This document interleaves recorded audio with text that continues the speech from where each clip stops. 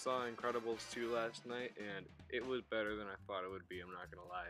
To be honest here, the first Incredibles is probably one of my favorite Pixar movies ever, and usually the sequels don't really deliver.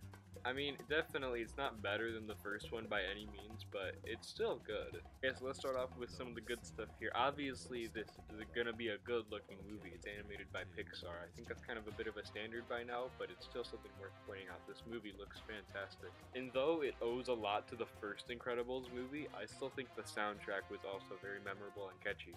And it felt like what a sequel should do. It continued on the story of the first one. There's still a conflict that needs to be resolved here. It's not like a usual sequel where they make up some stupid new thread or something dumb like that. No, this is a good continuation of what was in the last one. Again, just like the last one, all the characters are great and they're all really memorable and they all have their own little quirks and stuff like that, and I still think that's great. I think my favorite is Violet because of her little subplot with the guy character. I can't remember his name, whatever, but I felt like that was pretty interesting. There's not a lot of negative in this movie, but there's still a few things worth pointing out. The thing that made the last movie so great is that it was a movie about a family first and a movie about superheroes second. Of course, this movie still has both, but it doesn't blend them as well as the other one. Like, in this movie, you have your family scenes, and then you have your superhero movie scenes. And they don't play off each other as well as in the first one.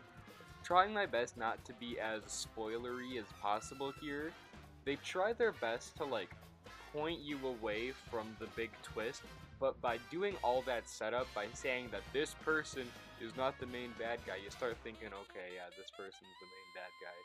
But not gonna lie here, I felt kind of pretty satisfied with this one. I felt like it was a good continuation from the first one. I think it's definitely worth checking out. But 14 years worth wait, maybe a little much. Maybe like a 7 or an 8 out of 10. You know what I'm saying here? Okay, obviously this video was a little shorter than the usual one. I just want to get this one out quick because, again, in the middle of that X-Men Apocalypse review, we're about halfway through the script right now. Maybe we're gonna probably release it by the end of next week. Alright, cool, thank you. Please keep watching this channel. It's not dead. I'm gonna try to bring my best to bring it back alive.